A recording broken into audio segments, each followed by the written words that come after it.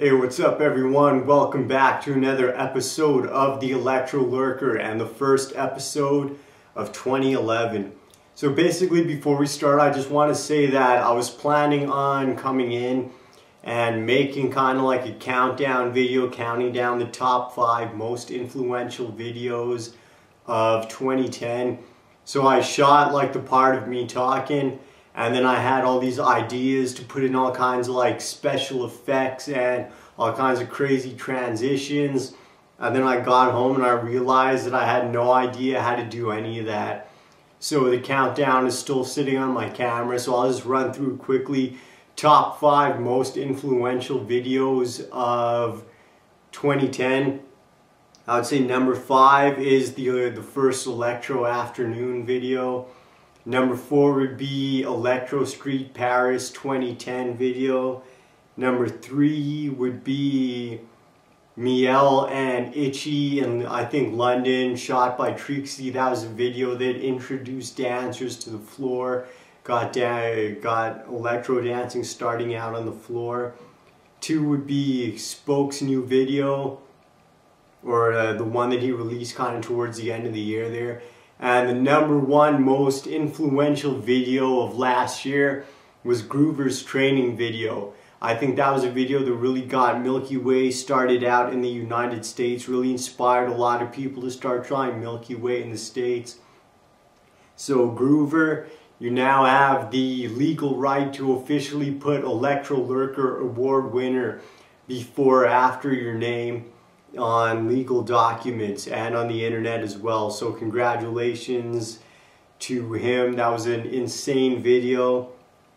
So anyway, the reason why I decided to make a Lurker now, in case you've been following the Lurker, you probably know that starting from about last summer I just kind of started doing it at kind of like sporadic intervals whenever something went down, because I kind of got bored of seeing like the same thing every week, multiple times a week. And the reason I'm doing it now is because I saw something so insane that I just had to get in front of the camera. Now every year, or a few times a year, videos come out that I feel really sets the bar for the whole movement. Last year for electro dancing, the Electro Street video came out that kind of set the bar.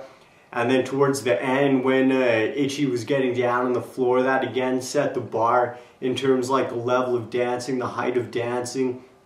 And I think again this year started out with an insane video that has again set the bar for dancing and defined what kind of dancing is going to be going down this year.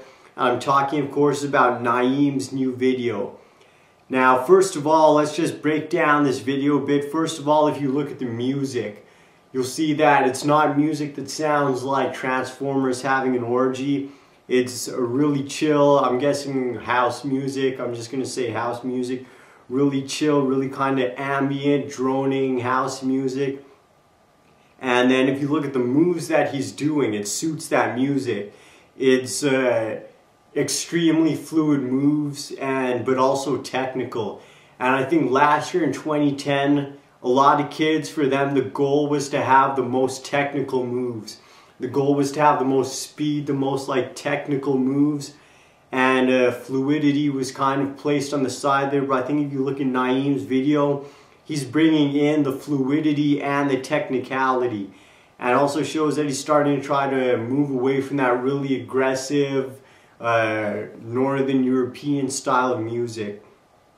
And then also if you just look at his moves, what you're going to see is a lot of elements from other forms of underground dancing. You're going to see some elements of voguing, you're going to see some elements of like tutting, and also elements of hip-hop as well as b-boying. There's a part there where he does an actual b-boy move, and again keep in mind that now as we move forward, you're going to have to start acquainting yourself with the floor. Itchy opened up the movement, he introduced the movement to the floor, and now you're going to start to see a lot more dancers going down on the floor. Now when I say that there was elements of voguing, a lot of people when they think of voguing, they think of like really feminine style, you know, like really feminine, flamboyant moves. And that's what the new style of voguing is like. But there's two styles of voguing. There's old way and new way. And the new way is where you find that like really feminine, really flamboyant style. But the old way is really inspired by Egyptian hieroglyphics and sometimes by like ninja style. It's all about striking like really fierce, really kind of like accented poses like this. And if you look at Naeem's video, there's parts where he kind of just stops and strikes a pose. And he keeps dancing, stops and strikes a pose. So that's what I mean by voguing elements being present in that video.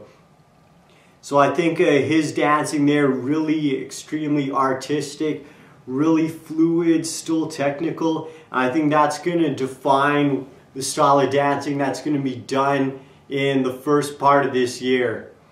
And right now too, I want to just make a few predictions for 2011. I think this year in the United States at least, one guy to keep an eye on is Phantom. He's been messaging me, telling me all this crazy stuff that's going down. He's moving, I think, to Texas to get involved with the movement there. I don't know if that's finalized, but that's one thing that he was telling me. He's thinking of moving down to Texas. Also, he was saying that Lynch LaFontaine was messaging him, asking him about MLE. So it's possible that now, especially with the US going to the World Championships, you might see a lot of other people from overseas start interacting more with people from the States.